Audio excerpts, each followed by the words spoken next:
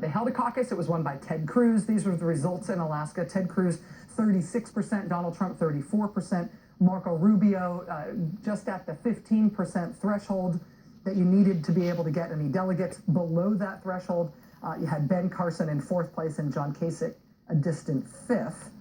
So looking at those results, there were three candidates who looked like they were going to get delegates out of Alaska on the Republican side, Ted Cruz and Donald Trump, who are both still in the race, and also Marco Rubio, who has since dropped out. Now, the rules of the Alaska Republican Party say if a candidate gets delegates at those caucuses, but then drops out of the race within a certain time frame, that dropout will get his or her delegates reallocated among the surviving candidates.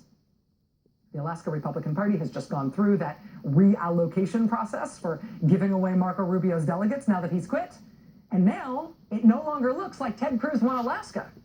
With the new allocations of delegates in Alaska, even though Ted Cruz came in first place when they caucused a few weeks ago, the new delegate allocation shows Alaska to be a tie, 14 delegates each for Ted Cruz and Donald Trump. And in any normal year, and any other year in recent decades, that would be an uninteresting campaign footnote that had no real consequences in terms of the overall project of running for president. But this year, that math about who gets one delegate here and one delegate there, this year, that's everything. That part of the race to the Republican nomination, the piecing together of individual delegates here and there, that is how this race is going to be won or lost. And it, yes, has something to do with winning states, winning primaries and caucuses on these big election nights. But that's not the end of the story when it comes to delegates.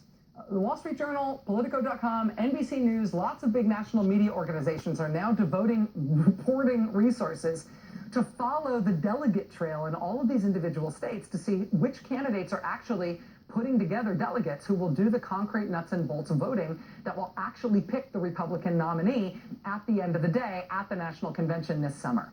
And just as we suspected, turns out the fight for those delegates is underway already.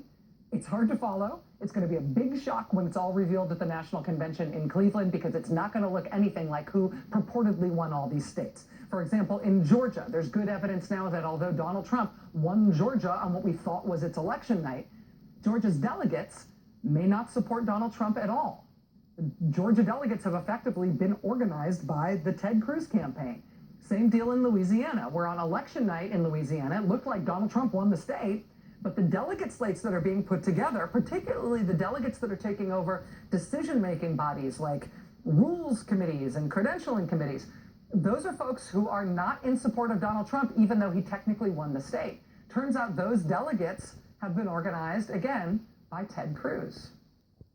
In South Dakota, voters at large have not even had a chance to vote yet for who they like in South Dakota, but when it comes to sending delegates to the Republican convention, the delegate operation in South Dakota, again, appears to be already wired by Ted Cruz. In the Virgin Islands, which we have been having a really good time covering ever since the Republican Party chairman in the Virgin Islands told us that he believes the party vice chairman is a neo-Nazi or a Nazi sympathizer and a felon, right? It's been fun to cover the Virgin Islands Republican Party.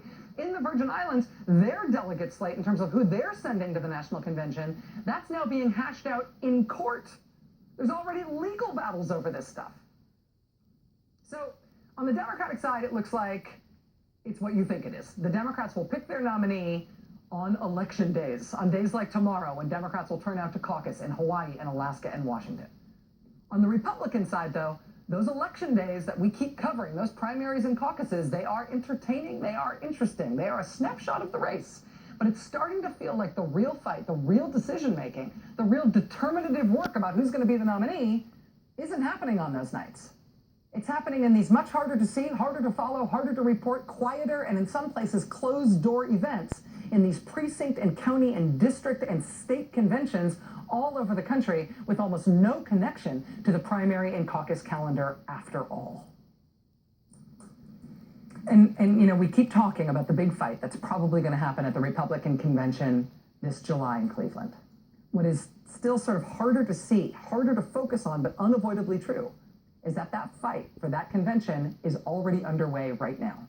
It is admittedly hard to see, it is admittedly hard to cover, On days like this, it is extra hard to see and extra hard to cover because it gets overshadowed by the slime and the mire of how ugly and personal the Republican contest has just become, including the National Enquirer of it all. That story and the difficulty of covering the real consequential fight while all of this other slime is flying around in that race, that's ahead tonight. Stay with us.